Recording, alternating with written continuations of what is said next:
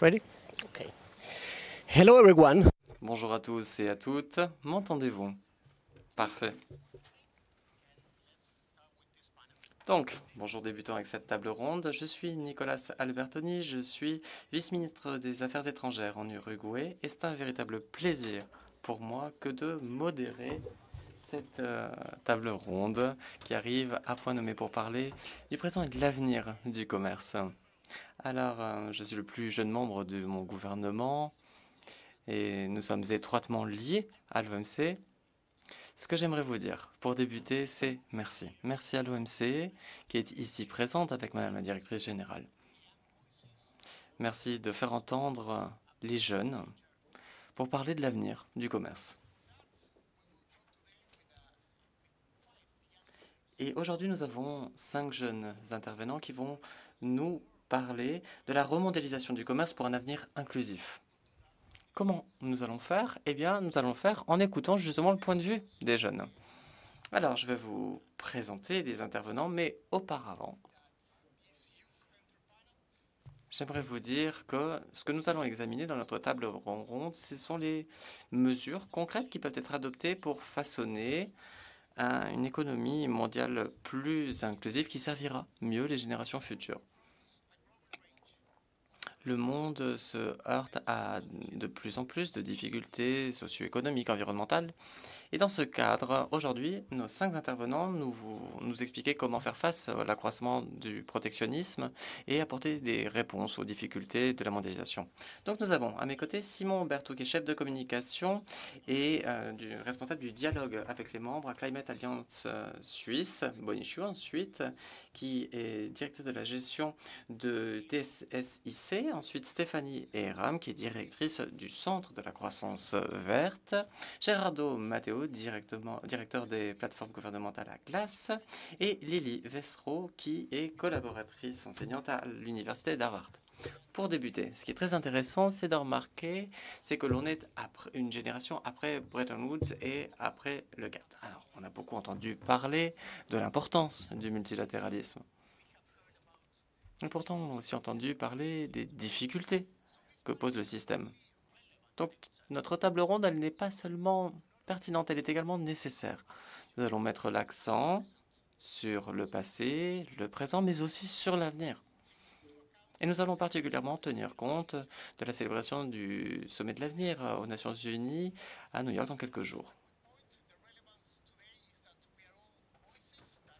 Nous sommes des voix, c'est ce que nous disons du moins en Amérique latine, qui n'a pas le poids du passé sur les épaules. Donc on est libre quand on veut parler de l'avenir. Alors, mesdames et messieurs, commençons avec la question que je vous ai posée en guise d'introduction par rapport à la situation actuelle. Normalement, on entend ce double récit par rapport au système commercial multilatéral. D'aucuns parlent de la pertinence de ce système, avec un travail pour poursuivre l'amélioration de ce système, mais en même temps, on entend aussi parler d'un manque de consensus. On entend dire que ce système est stagnant. Généralement, c'est un clivage politique. Alors, on est tous d'accord, normalement, il y a des défis à relever. Le système se doit d'être adapté au monde nouveau. Mais par où commencer? Et bien justement, pour commencer, nous allons débuter avec Lily, qui est enseignante. Donc, par où commencer? Alors, il y a une hyperinflation, de nouveaux problématiques. Et alors qu'il y a toujours des sujets auxquels on n'a pas apporté de réponse, des sujets du passé, l'agriculture par exemple, des questions qui restent en suspens. Pour vous, quels sont les sujets pertinents avec lesquels débuter?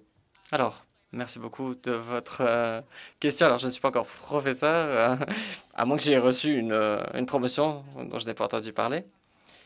Vous avez parlé des défis du multilatéralisme. C'est une question qui est cruciale, je pense. Selon moi, la plus grande difficulté, c'est la crise de la légitimité. Toutes les institutions multilatérales connaissent ce défi. Alors bien sûr, à l'OMC, on peut penser à des questions par rapport à l'organe d'appel. En tant qu'Européenne, j'ai vu qu'il y avait un défi de confiance, une question de confiance, de méfiance.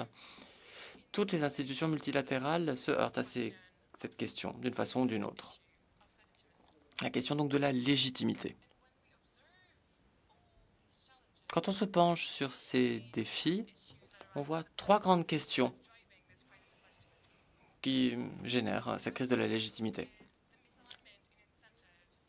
Tout d'abord, la question des mesures d'incitation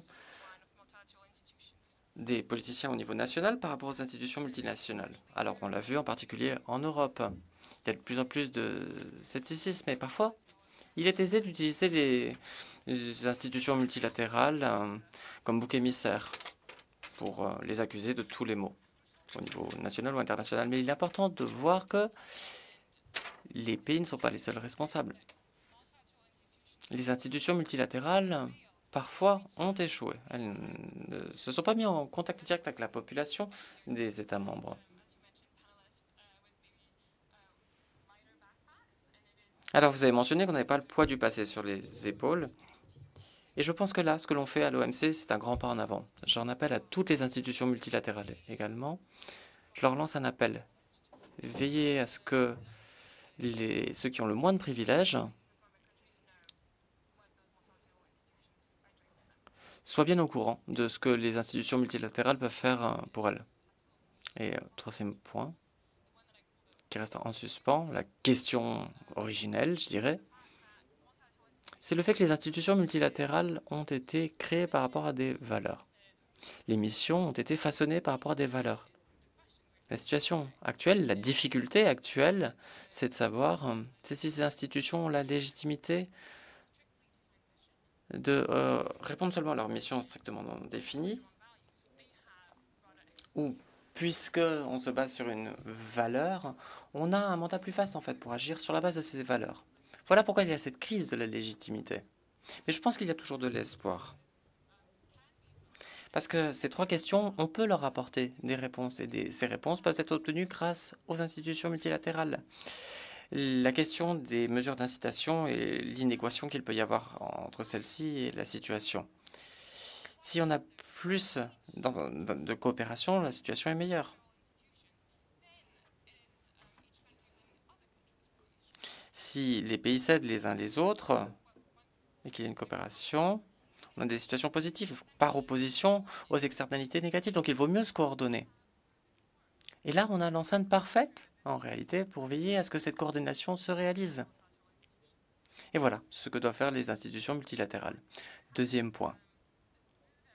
Une fois que vous avez une coopération qui fonctionne mieux entre les gouvernements nationaux et les institutions multilatérales pour promouvoir le travail de ces institutions, à ce moment-là, pour ces institutions, il est plus facile de se mettre en contact avec les plus démunis. Parce que ce sont les gouvernements qui ont une connaissance très détaillée de ce qui est au cœur même des intérêts de leur population. Et donc on peut avoir un dialogue plus direct.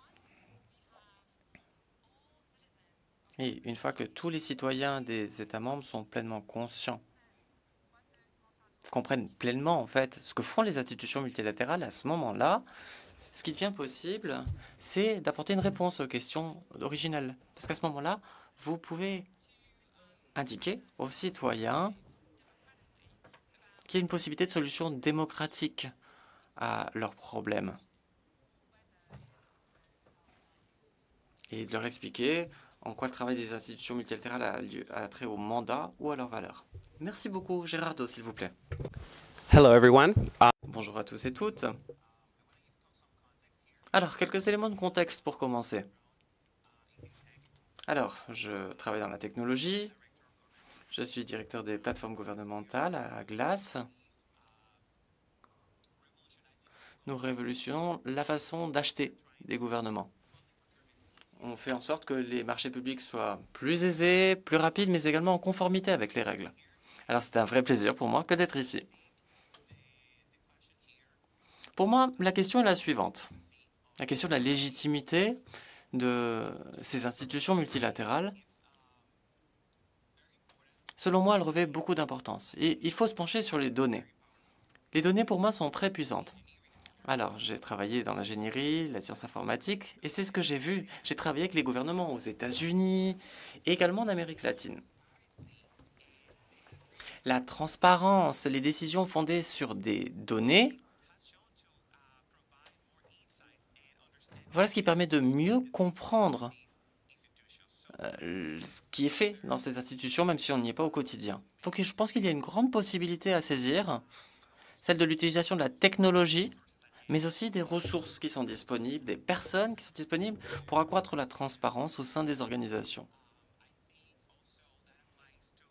Je vous dirais que, d'après moi, ça s'applique aussi à de nombreux sous-secteurs. La transparence en termes de durabilité, en termes d'utilisation des financements publics. Donc ce que je vous dirais, penchez-vous sur les données, publiez les données, et ensuite prenez des décisions sur la base de ces données. C'est ça qui est très important. Ce n'est pas qu'une question théorique, c'est une question pratique. Merci. Merci Gérardo. Stéphanie, à présent. Alors, tout d'abord, merci beaucoup de m'avoir invité. Merci d'avoir créé cette table ronde très hétérogène. Nous allons parler de questions très importantes. Alors, je vais être un peu direct.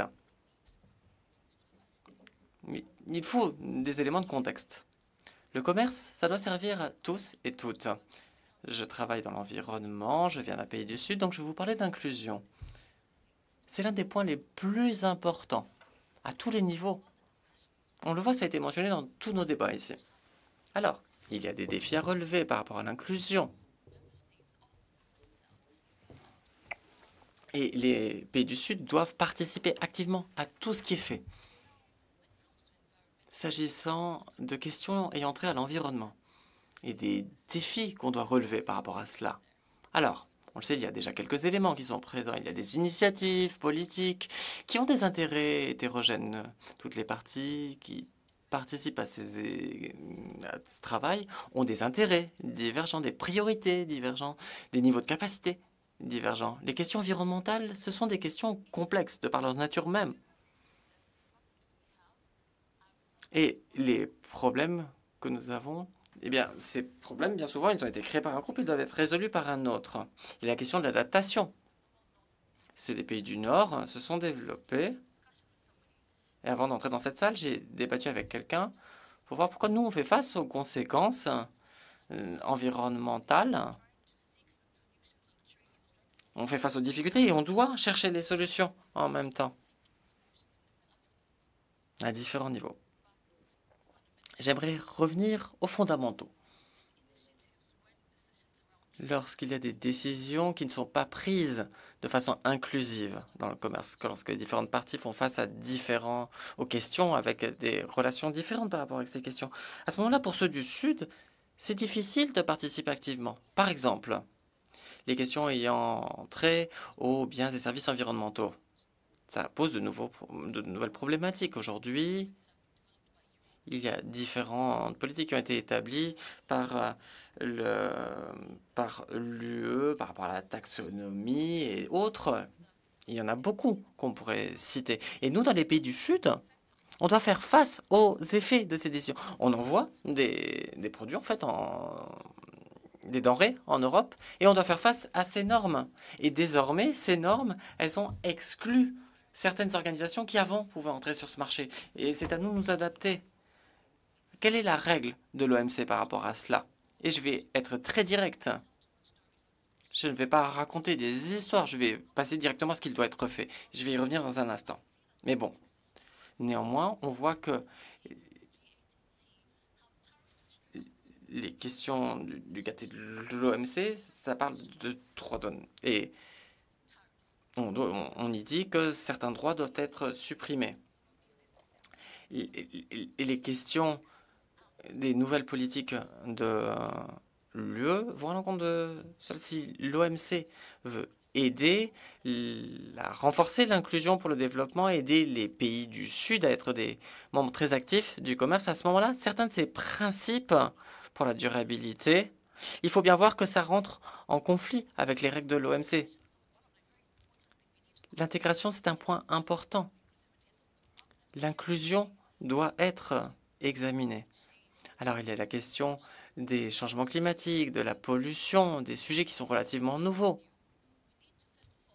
Mais tout d'abord, il faut voir que le commerce, ça doit se faire pour le bien de tous et toutes. Il y a des problèmes d'inclusion à cet égard. Et par rapport aux pays du Sud, il faut aussi voir qu'il y a de si nombreux cadres émanant de différents acteurs. Dans l'UE, on en a une dizaine, par exemple. L'Asie, des pays d'Asie font leurs propres règles. Les États-Unis. Et je pense en fait que l'OMC doit faire en sorte que ces normes soient harmonisées.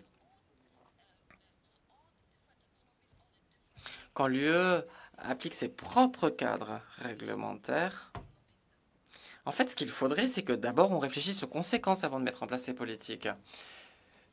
L'OMC, en fait, est dans une position centrale pour permettre à ce que le commerce par rapport aux biens services environnementaux tienne bien compte des besoins du Sud. Et tenir compte aussi des besoins du Nord. Il ne faut pas qu'il y ait une personne qui décide simplement tout ce qui doit être appliqué. Maintenant, nous, dans les pays du Sud, on doit s'adapter aux décisions qui ont été prises ailleurs. Et les décideurs qui ont pris ces décisions, eux, ils ont oublié en fait que ça allait s'appliquer à nous. Alors moi, je viens d'un pays d'Afrique. Bien souvent, ce qu'on en a chez nous, c'est une production de matières premières et ensuite on expédie. On expédie ce que l'on produit chez nous et les émissions de dioxyde de carbone sont envoyées des pays du Nord vers nous. Et on fait face à des questions environnementales. La question, c'est de savoir comment établir une plateforme intégrée sans conflit avec l'OMC en son cœur pour avoir des effets sur l'inclusion pour les pays du Sud, pour harmoniser les choses. Et j'en viens à la deuxième partie de la discussion, la question de l'interopérabilité de tous ces cadres. Ces cadres, ils sont trop nombreux. Il faut les rassembler dans le cadre d'accords multilatéraux pour nous permettre à travailler de façon efficace sur les questions de durabilité. Merci. Stéphanie, nous allons entrer plus dans les détails quant à cette question de l'inclusion que vous avez mentionnée. À présent, Bonnie, que dire par rapport aux défis? Bonjour à tous et à toutes. Merci à nouveau de m'avoir invité. C'est un plaisir de rencontrer d'autres jeunes leaders à mes côtés dans le cadre de cette table ronde. Pour débuter, moi aussi, je vais vous donner quelques éléments de contexte. Je suis l'une des bénéficiaires, je crois, du libre-échange. J'ai grandi à Hong Kong. D'après certains classements, Hong Kong est toujours l'une des lieux les plus libres économiquement parlant de par le monde. J'ai également tiré les avantages de l'OMC et du libre-échange. J'ai pu faire un stage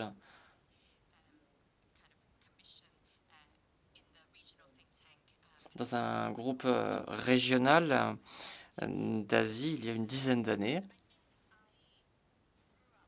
Alors, je pense que j'ai grandi en voyant les avantages du libre-échange. Les événements récents, quant à eux, m'ont peut-être fait remettre un peu en question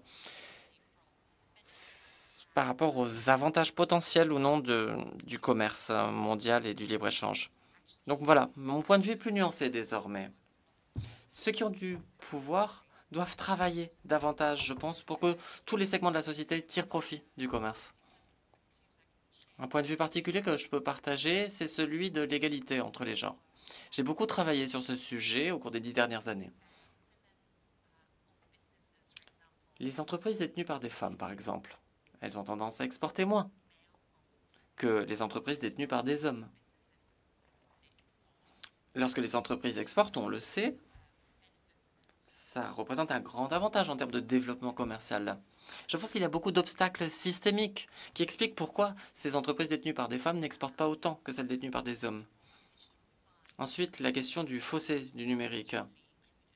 Il y a des personnes qui ne sont pas incluses sur le plan numérique et ainsi ces personnes ne peuvent pas participer au commerce mondial parce que désormais une grande partie du commerce mondial se fait via le numérique. Donc je pense qu'il y a des points de vue spécifiques. Et même en ayant grandi à Hong Kong, certes, Hong Kong est devenu très prospère sur le plan économique, mais ma grand-mère, elle travaillait dans une entreprise. Elle faisait des vêtements pendant 20 ans. Et moi, aujourd'hui, je suis une entrepreneuse. J'ai été formée à l'université. Et donc, il y a des miracles économiques qui se produisent. Mais Hong Kong est l'une des sociétés les plus inégales. Il y a les nantis, les démunis. Donc, les gouvernements, d'après moi, ils doivent travailler bien plus pour répondre aux questions des inégalités dans leur région. Il faut voir également quel est le rôle d'une organisation telle que celle de l'OMC. Stéphanie l'a mentionné. Il faut vraiment que l'OMC fasse en sorte que l'inclusion soit au cœur même des travaux qui sont menés. Et une dernière réflexion par rapport à ces défis à relever, défis pour l'OMC notamment, je vous dirais qu'à nouveau, en grandissant, je croyais à cette doctrine selon laquelle la croissance économique, voilà l'objectif ultime. Et j'ai obtenu mon diplôme universitaire à l'école de commerce et j'étais peut-être un peu déçu par la situation dans laquelle on se retrouvait. J'ai commencé à me pencher sur des questions par rapport aux biens et services environnementaux. Et on doit veiller, je crois, à ce que les organisations multilatérales, les entreprises, les gouvernements, il faut bien voir en fait que tous ces acteurs, ils ont leurs propres indicateurs de performance. Mais en fin de compte, ce dont on doit parler, c'est de bien-être de la planète, notamment de bien-être de la société. Voilà, je vais en rester là. Merci, merci Bonnie. Simon, que pouvez-vous nous dire par rapport aux défis auxquels nous nous heurtons? Par où commencer? Alors, comment faire en sorte que le commerce fonctionne pour les gens, pour la planète? C'est par là qu'il faut commencer, ça ne va pas dans l'autre sens. Et je vais y revenir par rapport à la dernière question. Néanmoins, pour débuter, je vous dirais que, contrairement à un nombre d'entre vous dans cette salle, je ne suis pas un expert du commerce. J'étais consultant au groupe de consultation de Boston, ici à Genève. Ma société travaillait sur l'optimisation, notamment. Mais assez rapidement, je me suis rendu compte que les recommandations que nous fournissions, le travail que nous accomplissions, n'étaient pas compatibles avec les limites qui sont celles de notre planète. Après 3 années bien payé dans cet emploi, j'ai décidé de démissionner. Aujourd'hui, je suis un militant à plein temps, on peut le dire comme ça, ici en Suisse. Et comme des millions d'autres personnes de par le monde, je suis de très près, bien sûr, ce que vous faites ici, quelles sont les décisions que vous adoptez. Alors, je viens ici avec un point de vue qui est extérieur. Bien sûr, mon œil est très critique, en particulier pour ce qui est de l'accélération des changements climatiques et de l'accroissement des inégalités, notamment au sein des pays. Et comme vous l'avez dit à juste titre, nous sommes jeunes. Nous n'avons pas le poids du passé sur les épaules. Néanmoins, nous avons le poids du changement climatique sur ces épaules. Et ces changements climatiques, on en a hérité. On en a hérité des générations précédentes. Alors, les gens, dans cette salle, j'aimerais vous poser une question. Une sorte de défi. Les règles que vous avez établies, ces règles du jeu, c'est ça qui nous a amenés dans la situation où nous nous trouvons, pardon. Cela menace la possibilité de vivre sur notre planète même. Alors soyons clairs, nous, les jeunes, nous critiquons la mondialisation que vous avez créée. Donc j'espère qu'aujourd'hui, nous allons avoir la possibilité de faire part de nos points de vue, mais surtout que nous allons vous donner le courage de regarder de façon critique les règles et les croyances sur la base desquelles vous avez fondé le commerce tel que nous le connaissons. Mais avant tout, j'espère que vous allez avoir la force de changer ce qui a déjà été fait.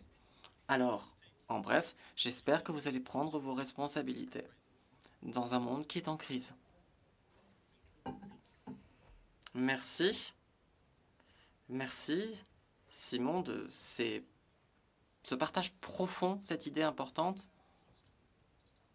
Ce point de réflexion fait pour nous dire quelles sont les premières questions à se poser.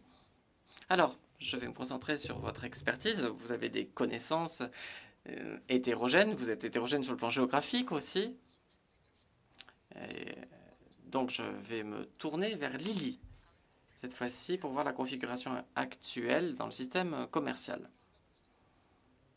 Nous savons ces modifications profondes qui sont actuelles avec des modifications des chaînes d'approvisionnement. Cela peut changer la façon dont on conçoit le système même dont on parle. D'après vous, est-ce que les chaînes d'approvisionnement, leur dynamique en l'occurrence, contribuent à l'implication de nouveaux acteurs dans le système? Ou d'après vous, ça va plutôt dans l'autre sens? C'est une question très intéressante, je crois. C'est lié à des événements actuels ou des événements récents. La première question, je crois que ce serait de se demander en fait si ces chaînes d'approvisionnement, si elles refondent pleinement les choses. Dans des rapports récents de l'OMC, on a vu que la... le rythme de commerce entre les deux blocs identifiés avait connu un décroissement en réalité. Mais dans ce rapport, on ne trouve rien nous parlant de régionalisation. Donc la mesure dans laquelle les chaînes d'approvisionnement font face à de grandes transformations, ça c'est toujours une question en suspens. Mais une question qui m'intéresse particulièrement, c'est celle de l'équilibre en fait entre l'économie et la géopolitique. L'économie recommande une forte spécialisation, alors qu'en termes de géopolitique, on voudrait éviter une dépendance, quelle qu'elle soit. Ce qu'on a tiré comme enseignement, je crois, de la crise de la Covid-19, qui est encore récente, c'est que ce que l'on avait apporté comme solution, c'est des solutions économiques. Mais que ces solutions-là ne pouvaient pas être durables sur le long terme. Donc je pense que notre point de vue, il faut le changer. Se dire qu'un commerce sans heurts, libre, ça va mener à de la stabilité géopolitique. Veillons à ce que la géopolitique et les alliances contribuent aussi à ce libre-échange. Dans cet équilibre que doivent établir les pays et les organisations, qui va évaluer des solutions. Voilà, tenons compte qu'il faut éviter la spécialisation absolue ou des solutions basées seulement sur la géopolitique. Je pense qu'il faut envisager de nouveaux acteurs sur le long terme, y compris des pays en développement. Les chaînes d'approvisionnement, comme on en a parlé déjà longuement, il faut se pencher dessus pour veiller à ce qu'il y ait une croissance verte avec de l'inclusion. Mais pas seulement via des solutions économiques, via également des alliances géopolitiques. Merci, merci Lily. Gerardo, vous avez travaillé sur le commerce électronique et la gouvernance numérique. C'est un sujet très important ici à l'OMC. Quand on parle de commerce électronique, de numérisation générale, généralement, on a plus de participation et d'inclusion, mais en même temps, cela est source de nouveaux défis à relever, voire de l'exclusion quand vous ne faites pas partie de ce système numérique. D'après vous, quels sont les défis à relever à cet égard? Étant donné que c'est un sujet tout à fait d'actualité, en tant que jeune leader, expert en la matière, d'après vous, quels sont les points que doit examiner l'OMC par rapport au nouveau commerce électronique? Faire en sorte que ça ne soit pas source d'exclusion. C'est une excellente question, merci beaucoup. Alors, vous avez raison. Ce sont des schémas que j'ai déjà vus, en fait. J'ai vu les difficultés liées à l'application, l'adoption de technologies aussi. Donc, ce dont j'aimerais vous parler, c'est, premièrement, ce qui est positif. Alors, je pense que la technologie, je l'ai vu de mes propres yeux, cette technologie est un facteur habilitant pour générer de l'inclusion, de l'efficacité et aussi de l'accessibilité. Et d'après moi,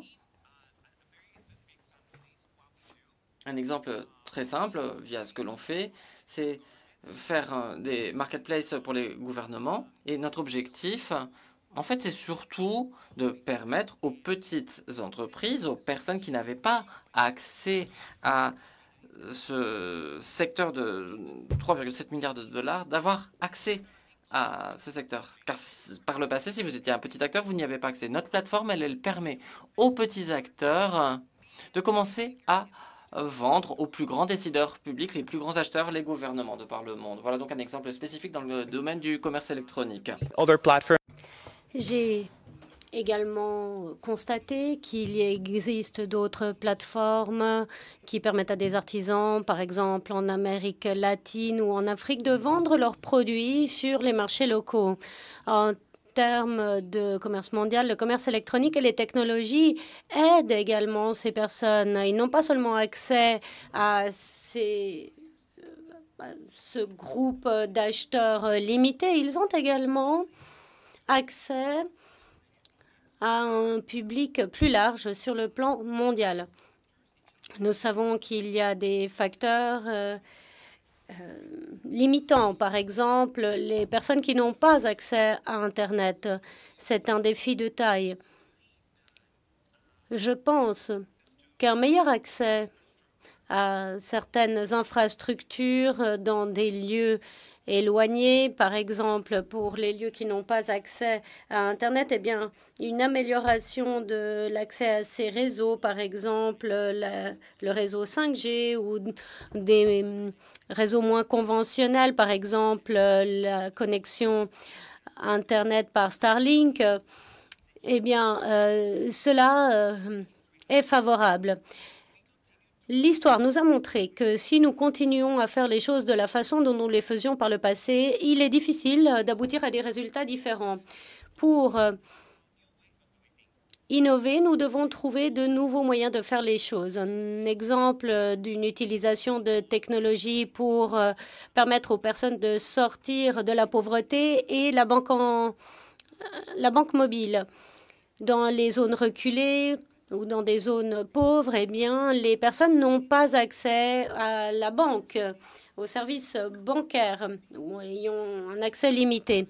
Il y a des entreprises qui font quelque chose de merveilleux. Elles fournissent à ces personnes un accès aux services bancaires, accès au crédit, ouverture de compte bancaire par un message SMS. C'est très simple. Il ne s'agit pas d'apporter la technologie au niveau les plus élevés. Il faut utiliser ce que l'on a à disposition et innover, trouver de nouveaux moyens de les utiliser. C'est la nature de l'innovation. Je crois fermement que la technologie renferme ce pouvoir. Elle devient plus efficace, plus accessible au fil du temps. Cela prend du temps, mais je crois que nous devons commencer à réfléchir de manière plus créative. Que puis-je faire si je n'ai que les messages SMS à disposition dans mon pays, dans ma communauté? Eh bien, réfléchissons sur cette base pour faire des affaires. Des nouvelles technologies telles que l'intelligence artificielle ou les blockchains, en plus du commerce électronique, eh bien, transforment le secteur public et le secteur privé. Le commerce peut transformer les choses de plusieurs manières.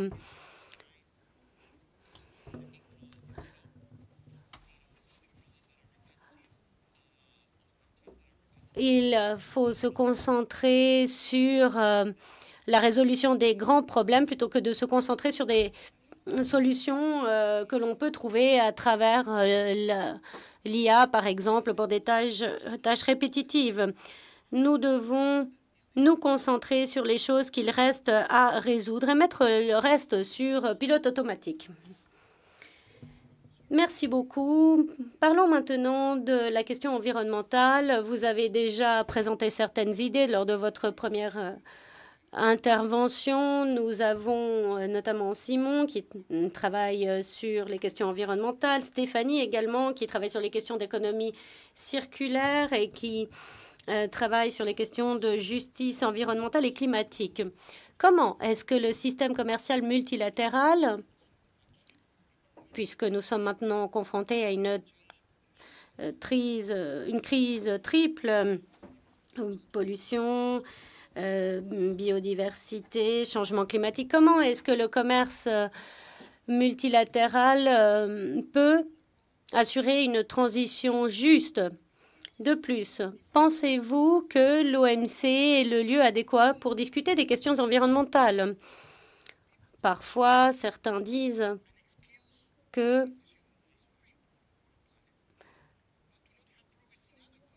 on utilise cette question comme une excuse pour ne pas avancer dans d'autres questions.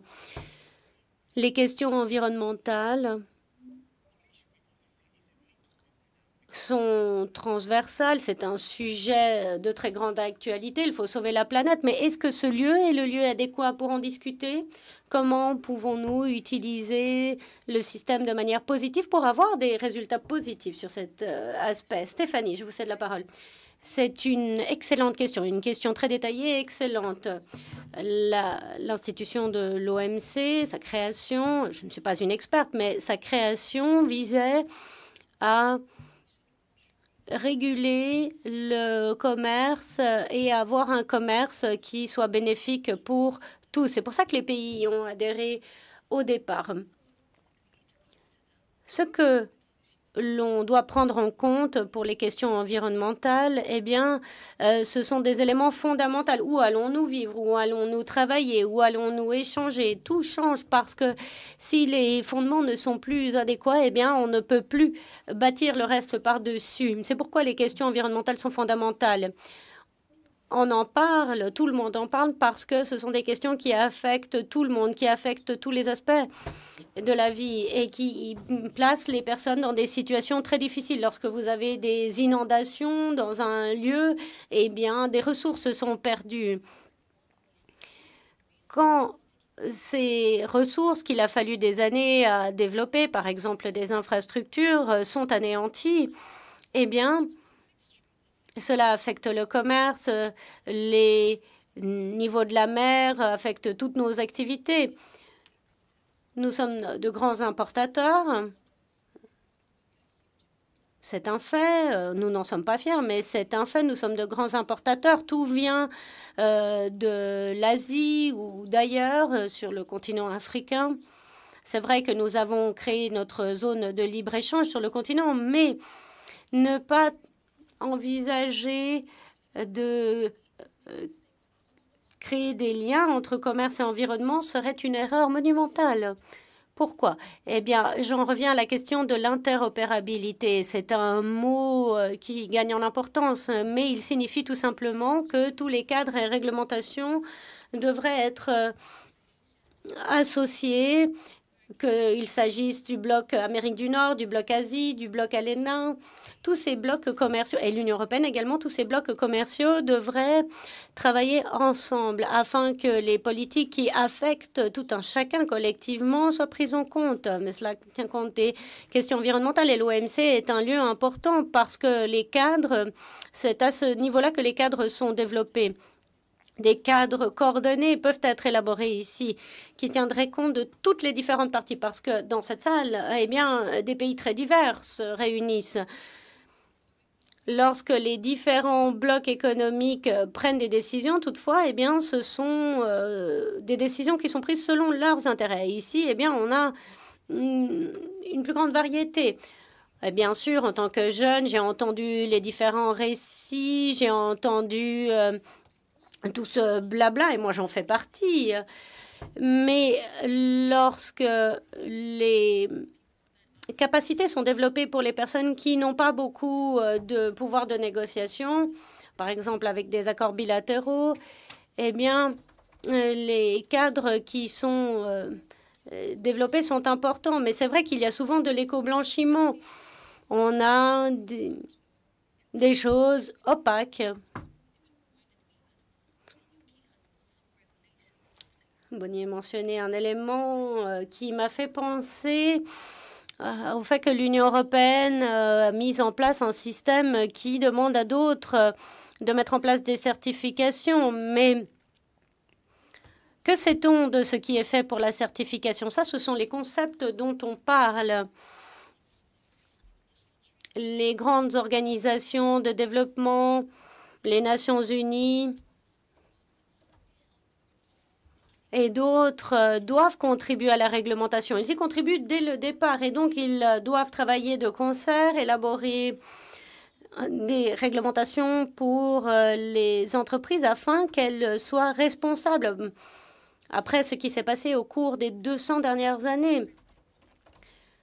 Cela doit concerner les crédits carbone ou les émissions de carbone. Et il ne faut pas faire ça sur une base de blocs commerciaux. Il faut travailler tous ensemble.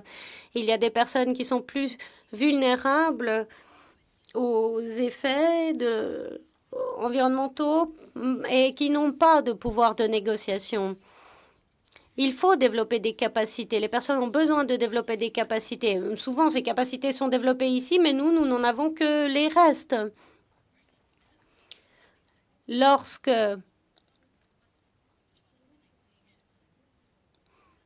on a des organisations neutres telles que celle-ci, eh bien, elles peuvent permettre de définir des normes différentes. Ça, c'est très important. Et dernier point que j'aimerais mentionner sur ce point, c'est la chose suivante. Des petites entreprises en développement. Bon, je sais qu'il y a l'ITC qui travaille beaucoup avec les PME, mais ces petites entreprises qui se développent, eh bien, travaillent au niveau local.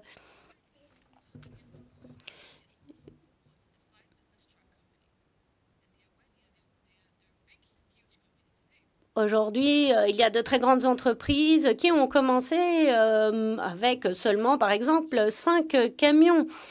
Les petites entreprises d'aujourd'hui, eh bien, elles sont affectées par le commerce. Le commerce, ce n'est pas seulement des grandes entreprises multilatérales. Non, le commerce, c'est tout le monde. Et donc, les cadres doivent inclure également ces entreprises. Il faut intégrer les questions environnementales dès le début. Cela ne doit pas se faire dans un second plan. On essaie de convaincre que les politiques doivent les intégrer dès le départ. Cela doit faire partie des cadres. Il y a également les questions liées à la propriété intellectuelle. L'OMC joue un rôle à ce niveau-là. Ces questions de propriété intellectuelle sont importantes pour les questions environnementales. Souvent, les choses se font depuis le haut vers le bas, mais on a besoin d'approches qui partent du bas. Il y a des personnes qui ont d'excellentes idées au niveau local pour ce qui est de l'environnement qui peuvent être reprises sur le plan commercial. Souvent, toutefois, ces idées ne sont pas reconnues. Il y a des questions de propriété intellectuelle qui sont très importantes. J'ai discuté avec un collègue de la question des producteurs de cacao. D'ailleurs, nous produisons le meilleur chocolat au niveau mondial. Alors, il y a des problèmes avec ces producteurs de cacao. Et ça, c'est le chocolat que vous retrouvez sur vos étalages. Mais il faut voir comment on tient compte des idées de ces agriculteurs. Est-ce que les règles qui sont adoptées sont bénéfiques pour eux? Qu'en est-il des questions de propriété intellectuelle? Est-ce que l'on dispose de suffisamment de données pour appuyer les différentes idées? Nous devons réfléchir différemment par rapport à la façon dont nous réfléchissons aujourd'hui, parce que le commerce, en fin de compte, doit fonctionner pour tout le monde. Il doit être extrêmement inclusif. Bon, peut-être que vous ne vous souviendrez pas de tout ce que j'ai dit, puisque j'ai dit beaucoup de choses, mais il faut que le commerce soit inclusif. Il faut que tout le monde puisse y réfléchir. Nous devons avoir des cadres à ce niveau-là qui pénètrent jusqu'au niveau les plus bas. L'approche par le haut, c'est bien, mais l'approche par le bas, c'est beaucoup mieux. Comment est-ce que l'on peut avoir des cadres qui régulent toutes ces certifications et l'éco-blanchiment qui a lieu? Merci. Merci beaucoup, Stéphanie. Vous avez mentionné un très grand nombre de points intéressants. Et Simon, on va reparler d'inclusivité dans quelques instants, mais que pensez-vous de cette idée d'utiliser le système pour promouvoir des effets environnementaux positifs? Eh bien, tout d'abord, je pense qu'il faut présenter les faits. Au cours des 15 dernières années, les populations d'amphibiens, reptiles, mammifères ont diminué de 69%. Donc, soyons clairs, la vie sur Terre s'effondre. Plus de la moitié des émissions de CO2 émises depuis la révolution industrielle, donc c'est 1751, ont eu lieu au cours des 30 dernières années.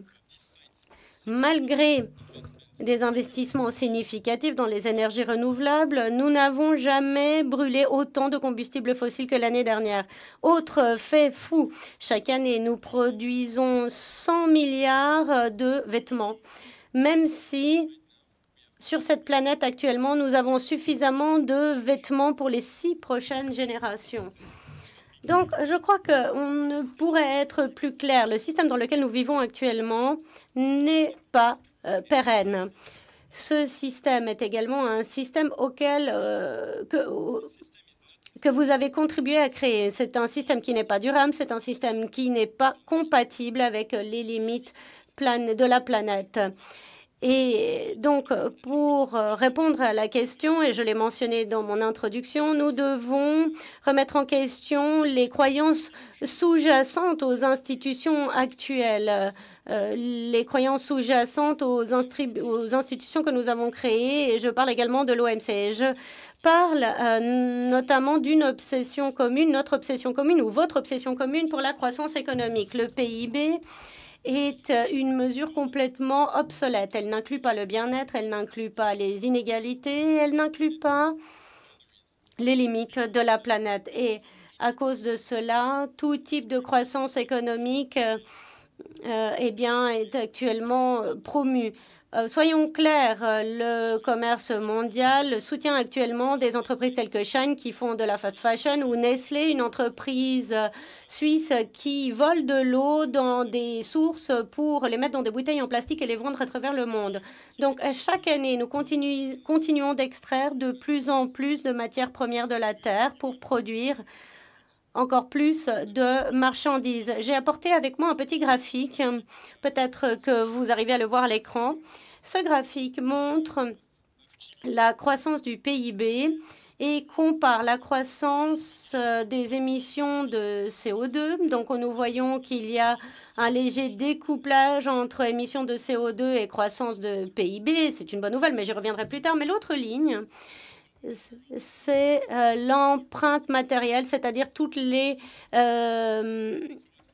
matières premières que nous extrayons actuellement. C'est-à-dire que ce graphique montre que plus nous promouvons la croissance économique, plus nous extrayons de la terre des matières premières.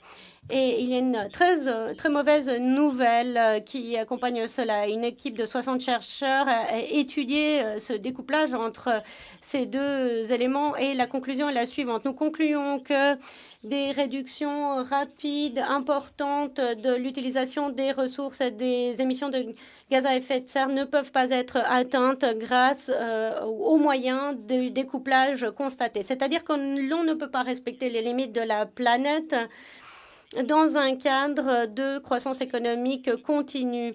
C'est-à-dire que si l'on reprend ce graphique, eh bien, la courbe orange doit diminuer.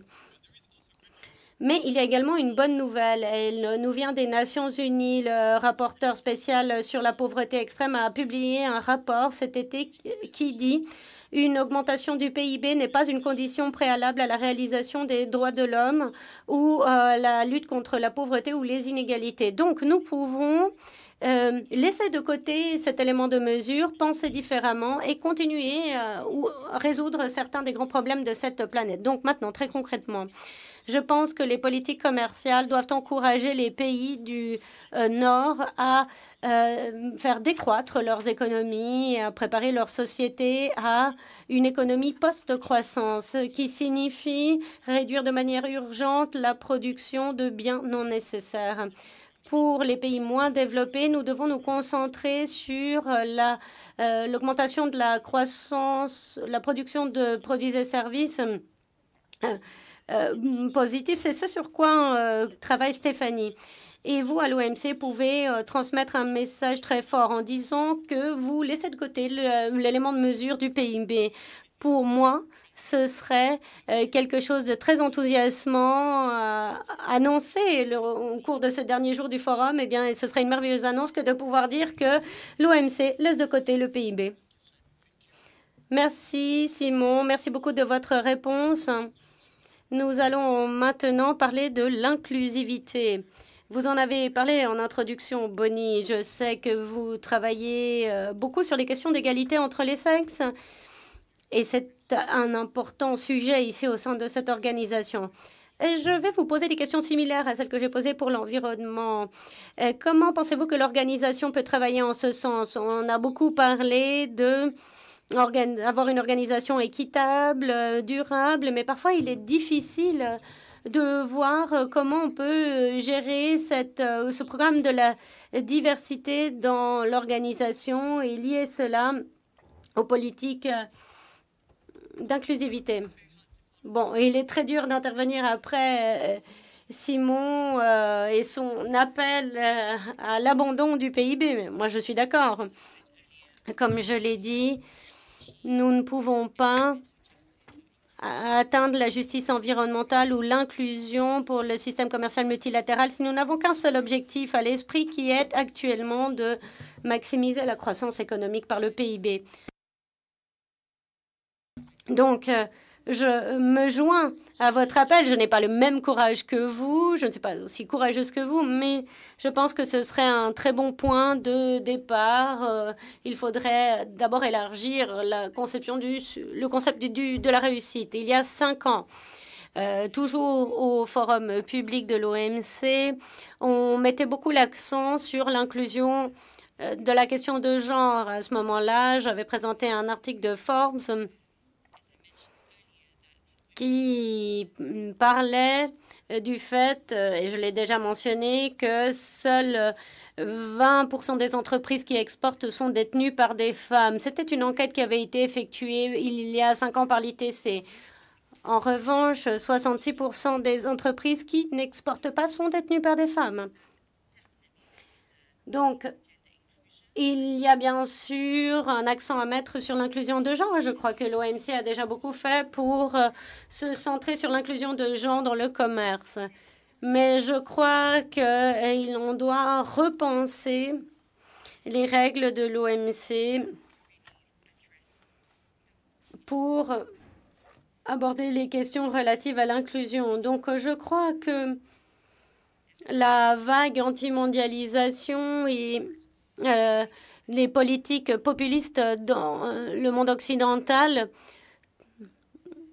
reposent sur le fait que les personnes ne se sentent pas incluses dans ce système. Et bien sûr, j'ai de la peine à comprendre certains de ces aspects parce que moi, j'ai été bénéficiaire de ce système mondialisé. Il faudrait peut-être que la DG puisse passer plus de temps avec les communautés défavorisées, notamment des pays du Nord. Dans les pays du Nord, eh bien, on a principalement des démocraties. On voit que les gouvernements répondent aux demandes de leurs électeurs et ces demandes sont maintenant plus de croissance du PIB, plus d'emplois et plus de protectionnisme. Et sans comprendre pleinement cela, eh bien, nous avons vu le mois dernier au Royaume-Uni qu'il y a eu des émeutes raciales. On a eu des réfugiés, des demandeurs d'asile qui étaient la cible d'attaques. Il faut comprendre comment on peut avoir un changement de perspective pour que les électeurs des pays du Nord soutiennent ces nouveaux points de vue. Simon l'a dit de manière très éloquente et je crois qu'on ne peut pas ajouter davantage de règles à l'OMC. Les règles sont déjà très compliquées.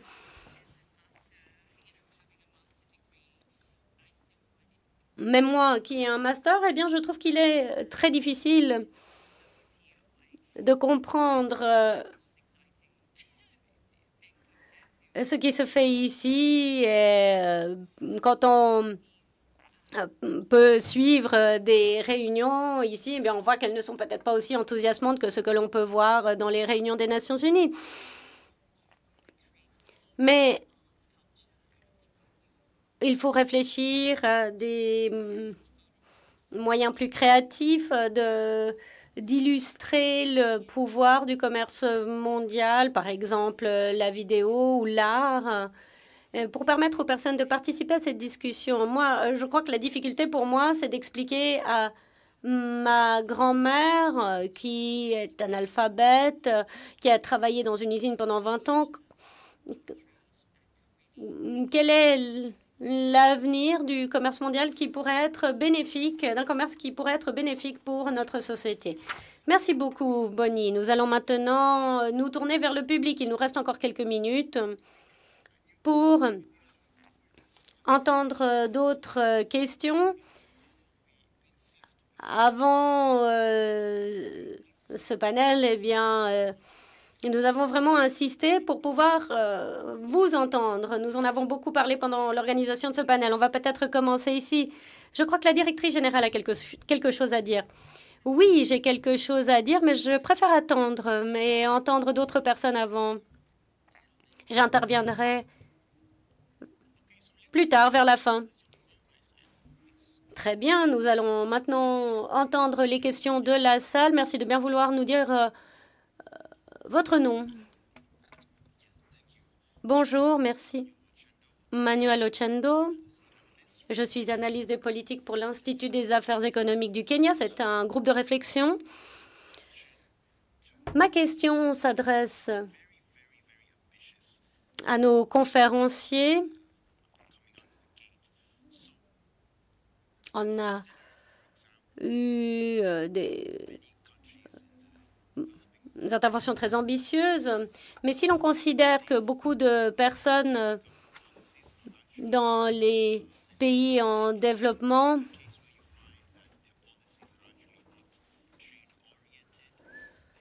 constatent que les politiques qui sont adoptées dans leur pays ne sont pas axées sur le commerce, que ce sont des politiques qui appauvrissent les populations. Donc, j'aimerais savoir ce que pensent nos conférenciers quant à la pression intellectuelle que les personnes comme moi, qui n'appartiennent pas au gouvernement, peuvent exercer pour que l'on mette l'accent sur ces biens environnementaux. Que pensez-vous de la question de l'industrialisation? Donc, on a un conflit entre le changement climatique,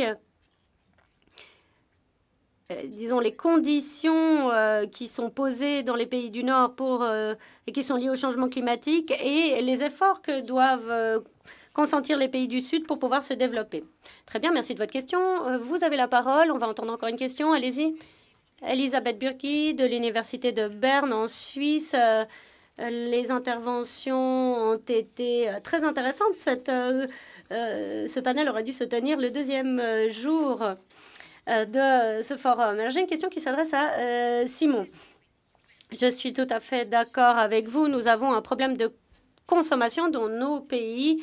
Le débat de la décroissance est très important, mais nous avons également des besoins dans d'autres pays qui font qu'on a besoin d'une croissance du PIB et d'une amélioration des moyens de subsistance. Et donc, il est difficile pour les universitaires et les chercheurs de réfléchir à de nouvelles règles commerciales qui permettraient de trouver un meilleur équilibre par rapport à tous ces objectifs que l'on doit réaliser. La question que je vous adresse est la suivante. Est-ce que vous avez des idées très concrètes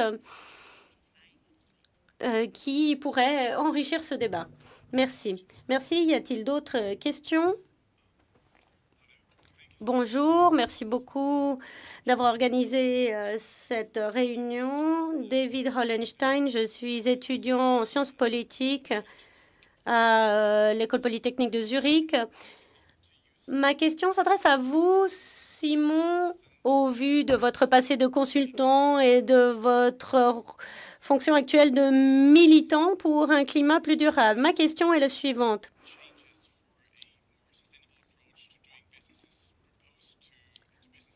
Lorsque des propositions sont faites aux entreprises pour qu'elles agissent de manière plus favorable à l'environnement, eh bien, elles répondent, eh bien, c'est très bien, mais est-ce que ça permet de garder de l'argent? Dans notre monde, tout passe après le profit, ou tout semble passer après le profit. Comment est-ce que l'on peut faire des affaires de manière à accorder l'attention nécessaire à notre planète? Madame la directrice générale, nous avons entendu maintenant les questions. Est-ce que vous avez des questions à poser à nos intervenants? Et je vous céderai la parole pour la fin, le mot de la fin. Non, allez-y, je laisse nos intervenants répondre et j'interviendrai plus tard parce que c'est vraiment un débat passionnant. Alors, la première question tout d'abord, très intéressante. Jusqu'où doivent aller les ONG? Stéphanie, j'imagine que vous allez pouvoir répondre, mais si quelqu'un souhaite intervenir, n'hésitez pas. Stéphanie, donc d'après vous, jusqu'où doivent aller les ONG par rapport aux restrictions qui peuvent exister? Alors, c'est une question qui me fait dire, voilà, je travaille directement avec une ONG, je comprends bien ce que vous dites. La question par rapport aux politiques nationales, les choix des gouvernements au niveau national et jusqu'où on doit aller pour changer cela. Et jusqu'où doit-on aller en termes de comparaison entre le développement, l'industrialisation, les changements climatiques? Est-ce qu'il y a un élément qui doit avoir plus de poids qu'un autre? Ce que je vous dirais à cet égard, c'est cela. S'agissant de questions environnementales, de changement climatique, de développement, d'industrialisation,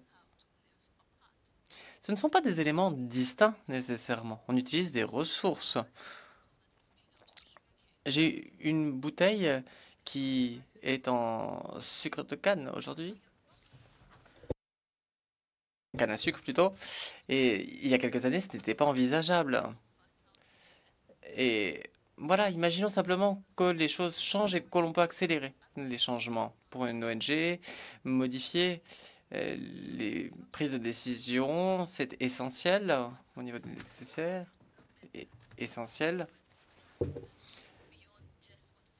Il faut parfois aller plus loin que ce qui est confortable pour que les choses soient vraiment réalisées.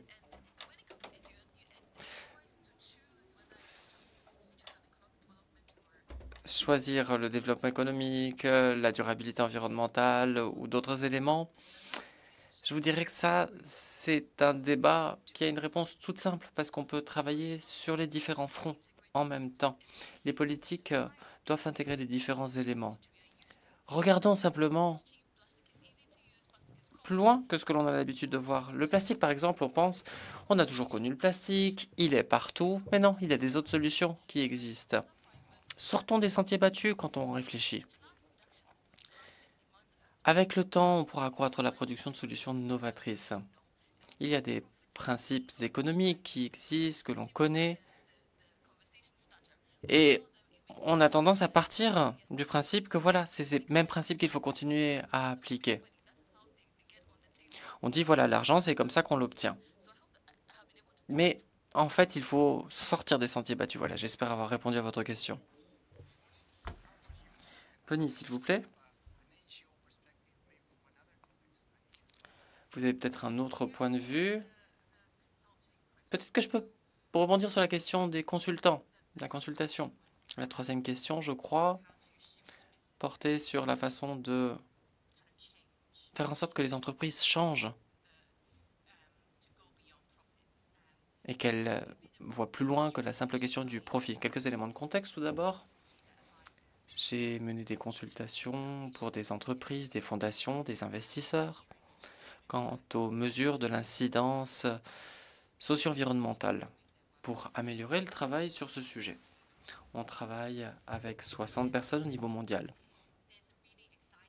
Je pense qu'il y a des évolutions très positives quant à la reddition de comptes en termes d'incidence. Traditionnellement, les états financiers des entreprises n'indiquaient que les pertes et les gains.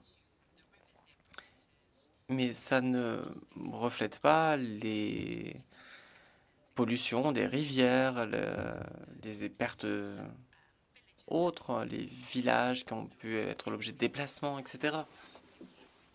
Donc il y a eu plusieurs décennies de travail qui ont été réalisées pour passer de la reddition de comptes financière à la reddition de comptes sur les externalités également, sur le plan socio-environnemental notamment. Voilà, je pense que c'est quelque chose par rapport à quoi on doit être enthousiaste si on parvient à une étape où Nestlé, par exemple, que vous avez mentionné, ou d'autres, eh bien, leurs états financiers ne tiennent pas compte seulement de milliards de francs suisses qui ont été générés, mais on établit également une déduction par rapport aux préjudices portés à l'environnement et à la société. Là, je crois qu'à ce moment-là, c'est une possibilité pour nous à saisir, pour veiller à ce que les entreprises voient plus loin que le profit. Mais bon, sur le court terme, on ne peut pas se baser sur les entreprises pour que ce soit ces entreprises qui soient le moteur du changement.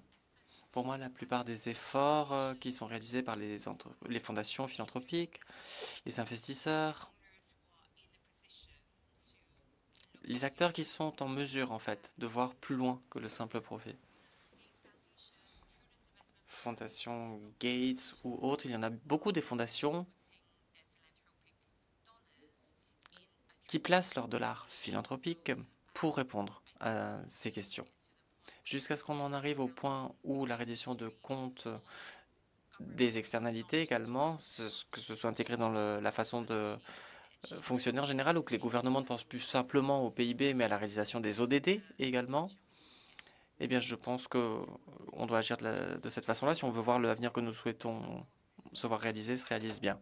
Eduardo, Lily, puis Simon. Simon, il y a deux questions donc, qui vont être posées. C'est une question intéressante, je crois. Chaque organisation, ONG, gouvernement, société civile, je crois, chacun a son rôle à jouer.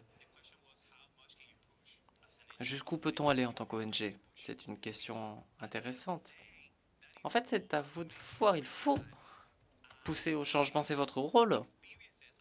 Les expériences de vos communautés, dans votre pays, dans votre région,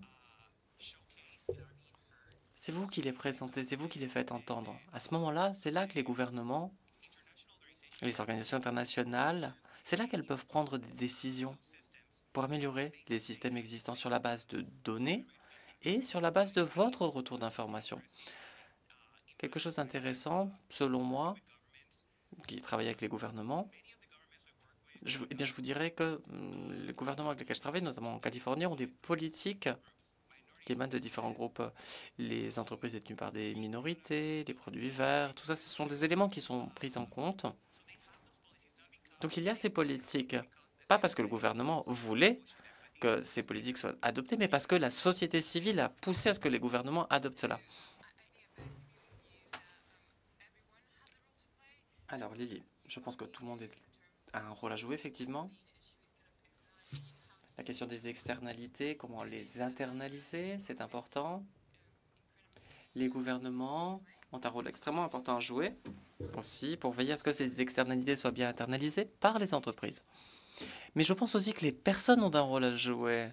Simon nous a donné un très bon exemple.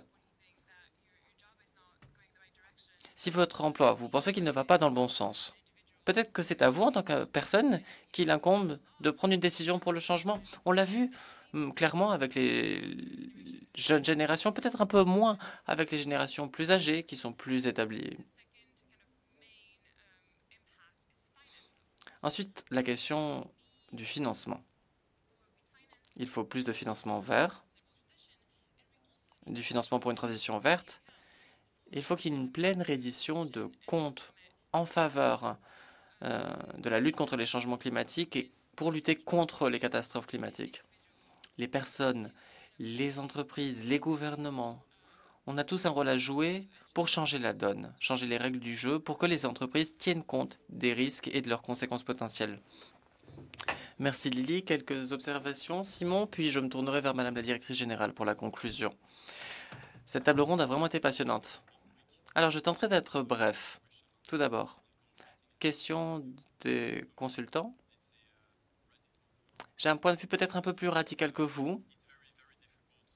Il me semble très délicat de faire en sorte que les entreprises à but lucratif, donc avec de nombreux actionnaires, aillent plus loin que les profits. Mais il y a de bonnes nouvelles à cet égard. Il y a d'autres formes d'entreprises, des coopératives détenues par des employés, par des consommateurs.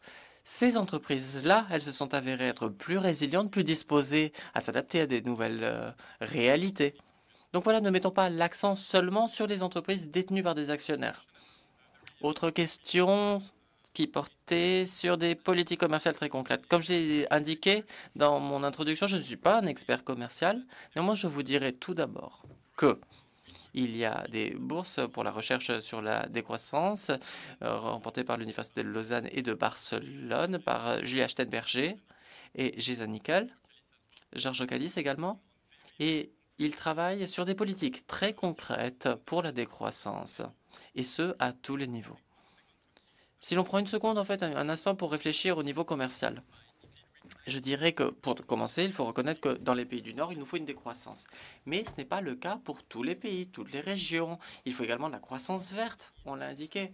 Et il faut également au mieux redistribuer la richesse pour établir un diagnostic de la situation. Et une étude a montré justement que de l'argent, en fait, il y a plus d'argent qui est extrait des pays du Sud que d'argent qui y rentre. En quelques décennies, il y a eu 16 000 milliards de dollars qui ont été volés en fait par les pays du Nord aux pays du Sud. donc volée au sud par le nord. Donc, ce qu'il nous faut, c'est répondre à de telles situations. Il faut effacer la dette, par exemple, repenser ensuite à notre façon de former les personnes et ensuite faire cesser toute l'existence de paradis fiscaux. Sans paradis fiscaux, on n'a pas d'évasion fiscale. La Suisse, à cet égard, est très coupable puisque vous avez été un paradis fiscal jusqu'en 2018. Merci Simon. Alors, nous arrivons pile au moment de la conclusion. Mais auparavant, j'aimerais donner la parole à Madame la directrice générale et ce faisant, je tiens à vous remercier d'avoir fait entendre nos voix. Je pense que cette table ronde, comme message final du forum public, c'est clair en fait en termes de message de la part de ce que fait l'OMC. Merci beaucoup, vous avez la parole. Merci beaucoup. Quelle séance passionnante.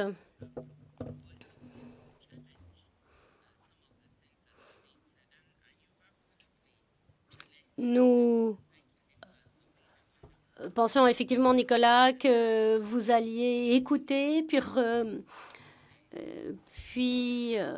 remettre en question les idées qui avaient été présentées. Et Nicolas, vous avez fait un excellent travail de modération. Et effectivement, on a entendu la mise en évidence des éléments sur lesquels on peut penser différemment. Et vous avez présenté ce que, en tant qu'individu, on peut faire différemment. Effectivement, ça part de chacun d'entre nous.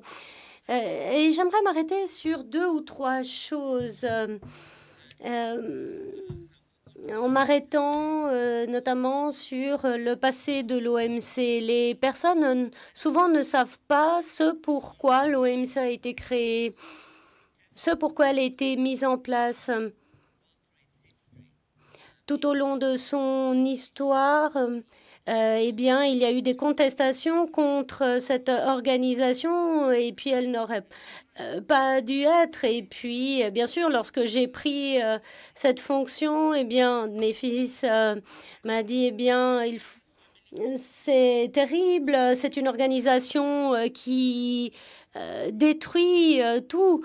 Et on a dû avoir une conversation très sérieuse en famille pour en discuter parce que je crois vraiment qu'il y a beaucoup à faire pour mieux expliquer ce que fait l'OMC, pour toucher les jeunes générations et pour améliorer les domaines dans lesquels l'organisation ne fait pas bien les choses. Mais j'aimerais commencer par un élément fondamental. C'est la raison pour laquelle l'OMC a été créée. Et cela figure dans l'accord de Marrakech qui institue l'organisation. Et c'est dans le préambule, on y dit qu'il s'agit d'améliorer les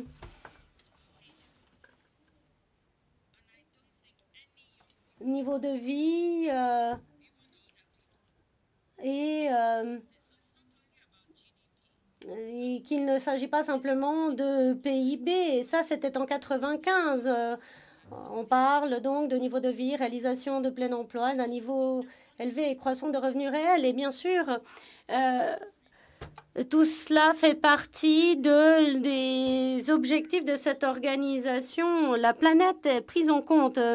Allez consulter cet accord de Marrakech. Et c'est ça qui m'a attirée dans cet emploi. Il n'y a pas simplement un objectif qui est attrayant pour cette organisation. On ne parle pas seulement de relever les niveaux de vie de la population, on parle également de la réalisation du plein emploi, quel que soit l'emploi. Et puis ensuite, on doit avoir une planète sur laquelle on peut vivre. Et moi, j'y crois fermement. Le changement climatique est une menace existentielle. Toute personne qui n'y croit pas, eh bien, perd son temps. Avec ces fondements, eh bien, il faut que les jeunes en tiennent compte. Il faut bien sûr que nous nous interrogions sur la façon dont nos membres œuvrent en ce sens. Et nos membres ont fait beaucoup de bonnes choses. Et je vais prendre un exemple récent de durabilité. Les poissons, les stocks de poissons dans nos océans sont en train d'être épuisés. Et ce que devait faire cette organisation, c'était de négocier un accord pour la durabilité de nos océans. C'était l'ODD 14.6. Il mentionnait que cette organisation devait participer à cet objectif. Mais vraiment, ça a pris beaucoup de temps. 22 ans, il n'y a pas eu de progrès. Mais j'aimerais féliciter les membres de cette organisation.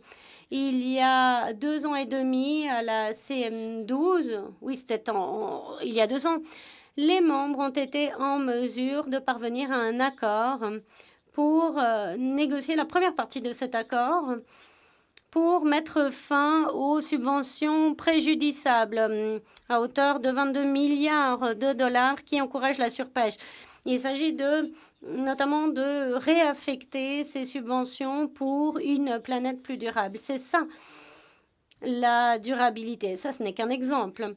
Mais beaucoup ne sont pas au courant. Et donc, j'aimerais vous apporter des assurances. Nous œuvrons en ce sens. Concernant le changement climatique, il y a un comité ici qui s'appelle le Comité du commerce et du développement qui s'occupe des questions de l'environnement, qui parle des combustibles fossiles, d'autres questions inquiétantes. Et donc, on prend le temps d'en discuter. Et puis, on sait que les personnes considèrent que le commerce est préjudiciable pour l'environnement. Et donc, au secrétariat, nous nous sommes demandé ce que nous pourrions faire pour atteindre ce niveau d'émissions net zéro en 2050. Et nous avons élaboré cet outil pour la COP 29. C'est les outils de politique commerciale pour l'action climatique. Dans cette organisation, nous avons également un accord sur les marchés publics, 18 000 milliards de dollars, et l'on sait que cela peut contribuer à aller vers un commerce plus vert. On a une boîte à outils qui existe. Bon, je ne vais pas prendre trop de temps. Les critiques que vous formulez sont tout à fait valables, mais j'aimerais vous dire que nous œuvrons et nous avons des éléments de preuve en ce sens. Pour ce qui est de l'inclusion, nous voulons faire plus pour inclure ceux qui sont mis de côté. Et cette année, nous avons publié ce rapport « Commerce et inclusivité ». Nous posons la question suivante. Qu'a fait le commerce pour sortir les personnes de la pauvreté? Que n'a-t-il pas fait? Ça, c'est une question encore plus importante. Et que peut-il faire mieux pour être inclusif? Nous avons ce rapport ici et donc ce sont des questions qui nous sont très chères. Je souhaitais réagir à ces questions. Concernant le PIB, et c'est pour répondre à votre question, dans cette organisation, le PIB n'est pas considéré comme le seul élément de mesure. Il ne s'agit pas seulement d'améliorer les niveaux de vie, il s'agit de créer des emplois et de donner un emploi aux personnes, quels qu'ils soient. Il s'agit également d'avoir une planète durable et de vivre dans les limites de notre planète, beaucoup de limites que nous avons déjà franchies. Concernant la décroissance, eh bien, c'est peut-être une question de déconsommation. Peut-être que nous devons repenser à la façon dont nous consommons sur cette planète et à la quantité que nous consommons. Dans des pays du Sud, la consommation d'électricité de l'ensemble du pays ne correspond même pas, enfin, est inférieure à la consommation d'électricité de la population de New York City. Est-ce qu'il faut dire à ces personnes, restez dans la pénombre? Privez-vous d'électricité? Privez-vous d'emploi? Privez-vous d'une alimentation saine? C'est ça le PIB. Le PIB, ce n'est pas l'argent. Le PIB, c'est avoir la lumière, l'électricité, avoir un emploi, pouvoir s'alimenter. Je crois que l'on doit repenser la façon dont on fait croître nos économies. Les pays développés doivent y repenser de manière encore plus ardue. Et donc, je crois que, en effet, il faut aller au-delà de l'argent. Je suis d'accord avec cela. Vous savez que le Bhoutan a mis en place un indice qui ne concerne pas seulement le PIB. Donc moi, je suis d'accord avec vous sur ce point, mais je crois que nous devons être très prudents dans la façon d'articuler cela. C'est comme le climat. Ceux qui n'ont pas été la source des émissions de carbone se demandent pourquoi ils doivent payer un prix très, très élevé. Ils demandent de l'aide de ceux qui ont contribué à créer ce problème.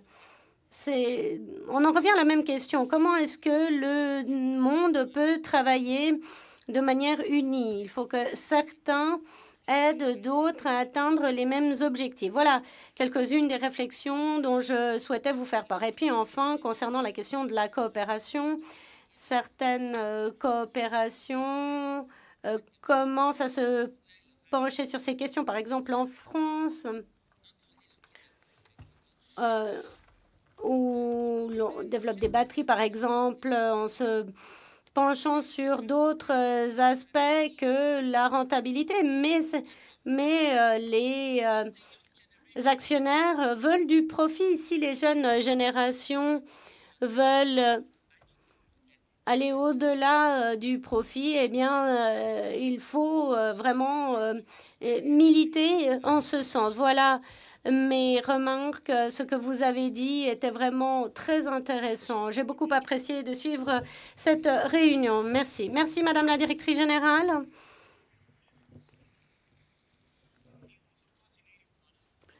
Cette réunion a été vraiment très intéressante. Nous avons parlé de légitimité, de transparence, d'inclusivité, de la nécessité de pouvoir participer. Nous avons une génération ici qui a encore de l'espoir concernant ce système. Ça, c'est le message à transmettre. Elle réfléchit à l'avenir, mais contribue également à le façonner. Donc, je vous invite à applaudir nos conférenciers.